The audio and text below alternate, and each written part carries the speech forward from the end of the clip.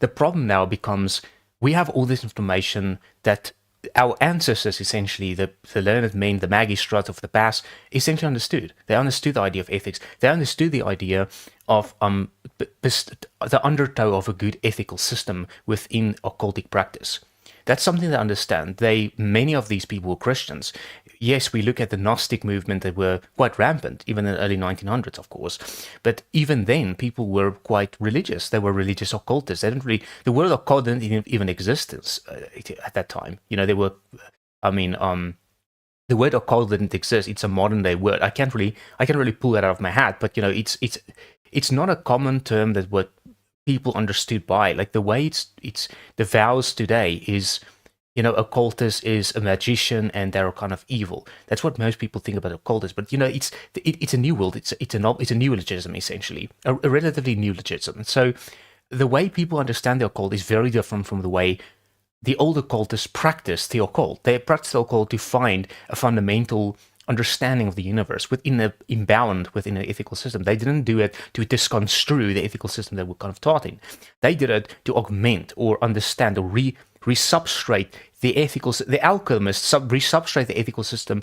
They had processes by which they became better, but they didn't do it in lure of becoming God or anything. They wanted to they wanted to become more powerful, but they still believed in a higher power.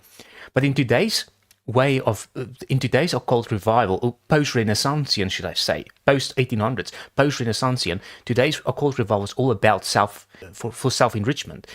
And unfortunately, with that view, you can understand why so much in terms of ethical pollution can actually happen. Because such a person who goes into the occult without a real solid framework can easily find themselves quite lost and quite hidden within the maze, so to speak. So the reason I want to come to YouTube and kind of show my talent, so to speak, and essentially just portray what I have to say is because I think I've got something to say within the sphere of occultism, spirituality, esoteric, whatever you want to call it. But I think I've got something to say in the sphere of modern day occultism or spirituality. And the reason is because nobody talks about the occult versus ethics and what should break from which.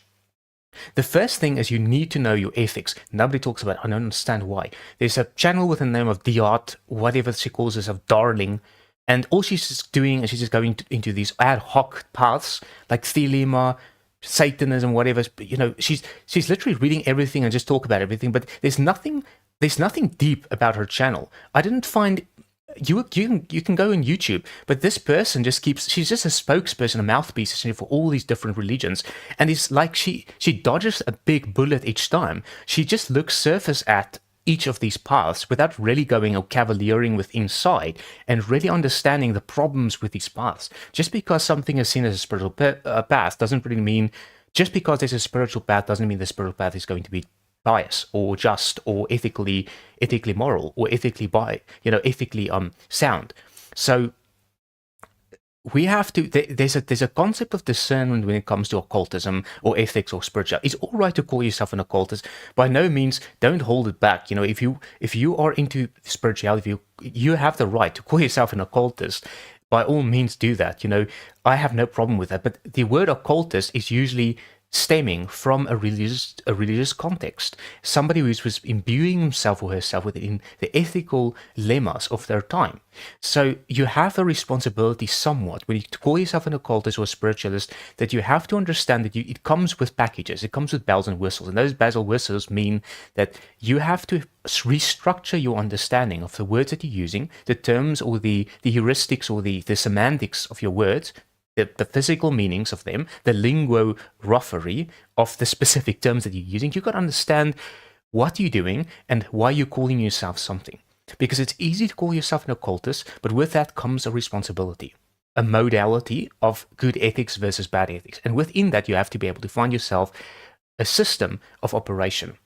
And that's crucially important for every person who is in the spiritual sphere, because it's so easy to get lost.